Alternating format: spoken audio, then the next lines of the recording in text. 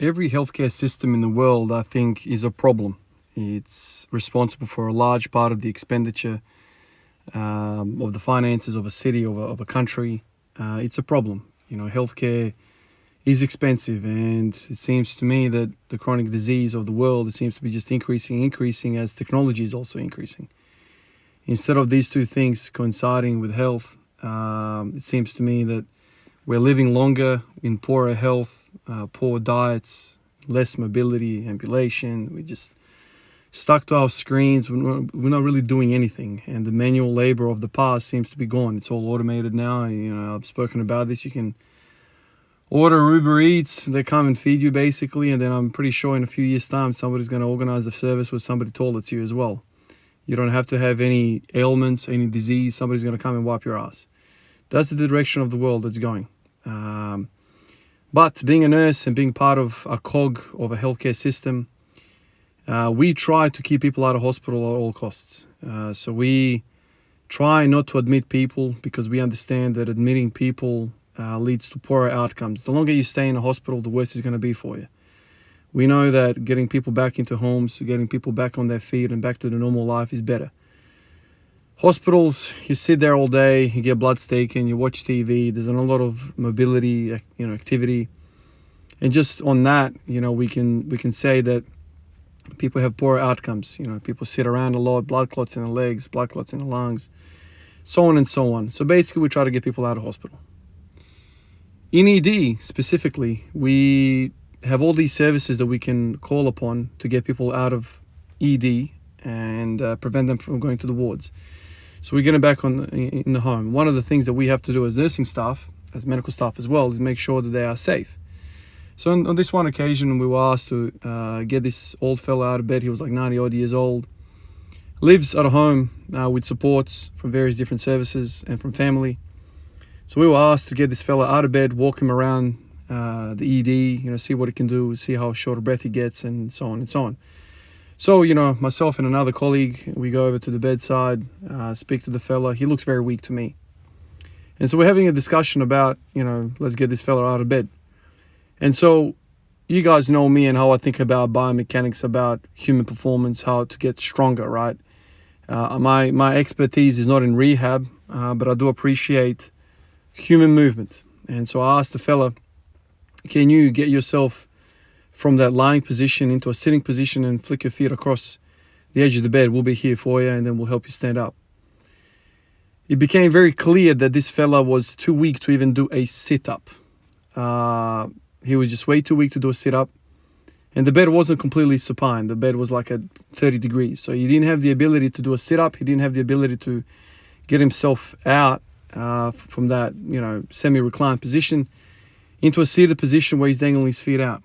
And so we started having a discussion. I said to my colleague, look, I don't think this is a good idea that we get this fella out of bed. I'm not a physio, my colleague's not a physio. We're nurses, and we've seen a lot of people in this position. And I basically said to my colleague, if this fella doesn't have enough strength to sit up, I don't think he has enough strength to hip extend or stand up. I'm thinking hip extension. Anyway, the doctor comes in and we have a discussion, and the doctor's like, yeah, I hear what you're saying, Ivan, but let's see. We're all around. Let's see if he can walk. So we assist him, to sit up. We assist him to stand up, and he's walking, but it's fairly obvious that this old fella doesn't have the strength and doesn't have the safety to be left alone, to walk alone, even though he's got a frame and all that. And so in my mind, I start kind of going off in a tangent. Obviously, I don't want to get into too deep with people. I work about my passion of human movement, performance, and all that. And in my mind, I'm thinking to myself, there is an order of human movement, right? So if you can't walk, you can't do a 360 double pump windmill dunk, right? Yeah, that's an obvious, blatant thing to say. It's blatant. Like, you can't do that. So if you can't score 30, 40, 50 points in your local league, you probably can't get even a 12th spot on the bench in the NBA. That's some more common sense. In my mind, if you can't do a single damn sit-up, if you can't control your body while lying down, you can't get yourself up, I don't think you're going to be safe to walk. Now, There's probably variations in that, but I'm thinking to myself, if you can't get yourself ready to stand, I don't think now there's very different, injuries. You could have a sore knee, you could have a sore shoulder, you could have strained abs, and that prevents you from getting up. I get all of that. But if you're systemically unwell and we're assessing you systemically for strength and, just general decline, if you don't have the ability to do step one, I don't think we should be, asking this guy to do a quarter squat and then balance on one leg, which is walking around the ward. In the same kind of instance, I'm thinking to myself, how would I think about what we do in the gym, what we do in our garages with the barbell? What are some of the most primal movements that we do? Now, we could all say it's the squat. The squatting is like, we squat to take a shit, right? That's kind of like a fundamental thing that we have to do. But I feel like just hip extension comes before squatting. I feel like if you cannot, bend over and pick something off the floor without pain, you're not going to have the ability to squat either, because squatting is another step beyond that. Squatting is more knee flexion and more hip flexion. So you get into very acute ankles in 2 or maybe even 3 joints with the ankle. So you're getting more joints involved. With the deadlift, you are talking about a shallow knee bend and predominantly a more acute hip bend, and then getting out of those positions. So this is why I think in early morning sessions, in just general, movement that I always feel better when I do some sort of a pull, because there's an order of things, right? There's an order in law, in nature, in biomechanics, in human movement. I feel like pulling should always precede pushing, especially when we're talking about, ATG squatting. It is very unusual, to turn the car on, press the clutch, get that freaking RPM to 10 grand, and then drop the clutch with a cold engine. What is going to happen? You're going to smash stuff. You're going to smash everything. Everything from the damn clutch all the way back. You're going to just grind everything. You're probably going to blow the engine as well, because the pistons are cold, they're probably smaller, and there's a whole lot of oil leaking on the side and all that stuff. So there's an order of things. And I'm wondering, just like I was wondering in that room with that old fella, is there a point of us asking this fella, mate, can you do a tomahawk dunk and you can't even walk? I know that's a silly thing to say, but I don't know. I'm thinking to myself, this fella was very light. I could probably bicep kill this fella. Like the guy was like 45, 50 kilos. So the chance of him falling and hurting himself was next to none. And me and my colleague were way stronger, than required to prevent from falling. But, they teach us as well not to catch falling patients, because lower back injuries in nursing and medicine is very high. And so we often try to catch people. We're often like in bad positions, leaning over beds, doing that stuff, all that kind of stuff. And so you're in a compromised position, and we are not warmed up. Like, I'm not warmed up to deadlift and squat 180. I'm just walking around cold, whatever, and all of a sudden I got to catch a 50-kilo weight of, a body. There's no handles, there's nothing. It's just awkward. Like, how do I grab a body? You know what I mean? Like, so I was quite happy to be there and make sure the fella doesn't hurt himself. But if this guy was 80 kilos or 100 kilos, I would have said, I ain't getting involved in this, man. If this guy can't sit up, and if this guy can't do a more basic movement, if he can't get himself to the edge of the bed, like, why are we even walking this guy? Because if we send him home and we tick all the boxes off, he goes home, how's he going to get out of bed? Even if he can walk, how is he going to get out? He's just, in my mind, I was thinking to myself, there's an order of things. Even though we don't want to admit this fella, because it's poorer health outcomes when I get him home and whatever.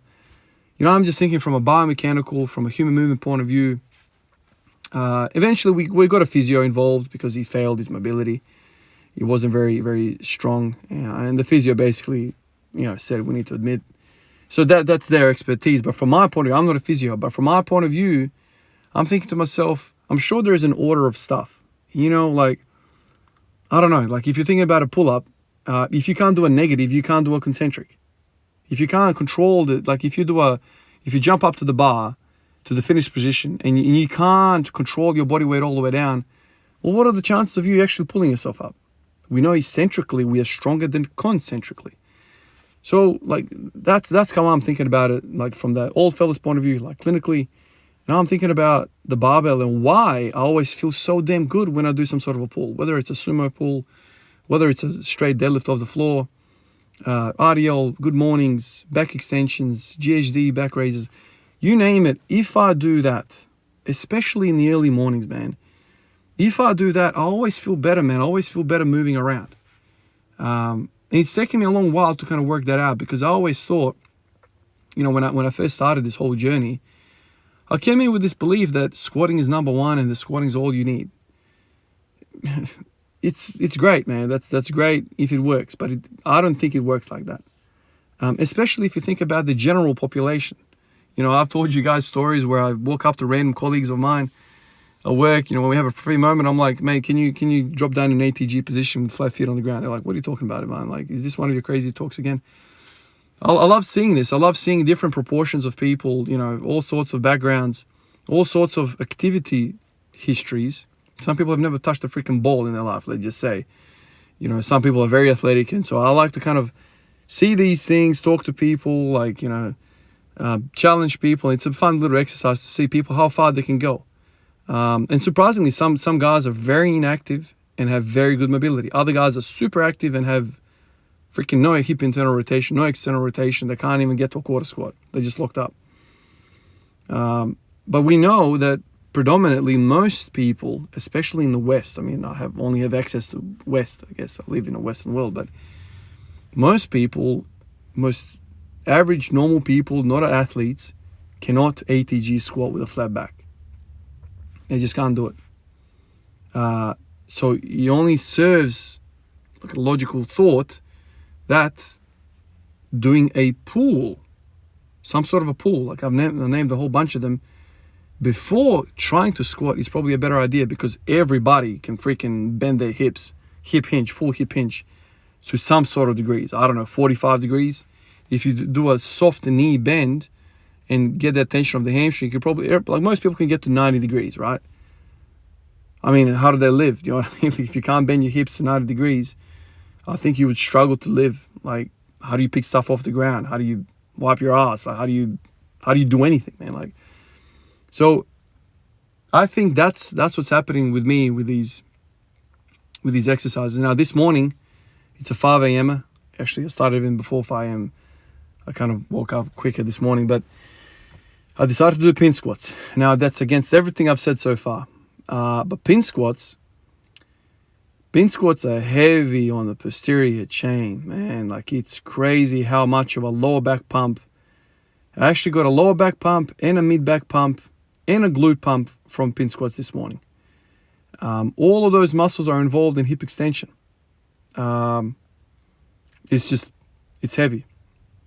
You know, I did a 180 squat ATG after the pin squats for one pause squat. And I did pin squats to about a quarter squat, same weight, 180 for a set of 10. So it seems as though that if I can do a set of 10 with the pin squat at this height, which is kind of like the bar, if you're standing right next to the bar is kind of like just below the sternum, maybe like just below the ribs, definitely above the belly button, but that's where the bar is. So if I can do that bar height pin squat for a set of 10, whatever the weight is, I can probably ATG that afterwards for a single. But it prepares me. It prepares all of those muscles in the back of me for squatting. And I think the posterior chain, I know, it's boring to hear that, and it's not sexy because some of these muscles don't really excite us all that much. Like the hamstrings, man, like I feel like they're the most stubborn muscle groups in the body when it comes to hypertrophy. Like, I don't know, like the biceps like to pop out, the quads like to pop out, the lats like to pop out. The hamstrings are like guitar strings, man. Like, there's not a lot of, it's just a different type of tissue. Like, I don't feel like the hamstrings growing to the same extent. So it's not sexy, but I feel like it's a fundamental thing. It comes before the anterior chain. The posterior chain has to come before anterior. So first posterior, then second anterior. If you can't sit up in bed, you probably can't freaking walk, man. You know, I know it's a carpet kind of coverage of a thought, but in my mind, I'm always thinking about that. If you can't keep a flat back in an ATG position, you probably shouldn't load it. These type of thoughts. This is how I work. And so what do we need to do to get your back flatter? Well, we need to work that out. So what do we need to get, what do we need to tell this fella, this 90-year-old fella? I mean, that's a different story because he's advanced age and whatever. But what do we need to get this guy doing to get him out of bed? Obviously, I'm not going to get this guy to do sit-ups in bed. There's a whole host of things going on with him. But that's the thought that you need to do. It's kind of like what Louis used to say. So the squat, the competition squat, but what are you doing for your squat? What accessory are you doing to overload the weakest part of your squat? That's the kind of thought that kind of rushes through my mind, especially when I see people around. Like I would see somebody walking down the street and I'm like, well, they have this kind of gait or they have this type of development. Like somebody has absolutely no upper back like strength at all. And they tell me, I've met people like this in my life, and they tell me, man, I've got extreme shoulder pain. And I look around and I'm like, damn, man, do you have traps? Like, were you born with some sort of like trapezius? Like, you have no existent traps. You have no lats, and you have shoulder pain, and you have rolled shoulders forward. I mean, I don't think it takes an Einstein to realize that, we can visually see where your weakness lies. So let's bring those guys up. And I bet your shoulder joint is going to be happier because he's going to have an opposing force to maybe some of these chest muscles, shoulder muscles, anterior deltoids, which are maybe overpowering the back. That's how I think. I want to thank Isaiah Bala. Is it Isaiah Bala or is it Isaiah Bala? I'm not sure, man. Forgive me if I butchered your name. Isaiah is the latest guy to pop up on Patreon. Appreciate you, man. Like I always say to everyone, it freaking makes my morning, it makes my day. Whenever I realize what's happening on Patreon, it puts a smile on my face to know that a lot of people are resonating with me and my thoughts and some of my ideas and the journey that I'm on. It makes me feel like I'm not alone in all of this. There's a lot of us with the garages out there with barbells and plates trying to work this stuff out. Just honest training, honest existence, no competition, just us against the gravity and the weights trying to get better. You're trying to get those lessons that we learn in our garages to carry over into other aspects of our life. That puts a smile on my face, and I think there's a lot of us in the same boat. I appreciate you, Isaiah, and I appreciate everyone else on the Patreon list, YouTube comments, Instagram. You guys mean a lot to me. I appreciate you guys. I'll catch you in the next one. Cheers.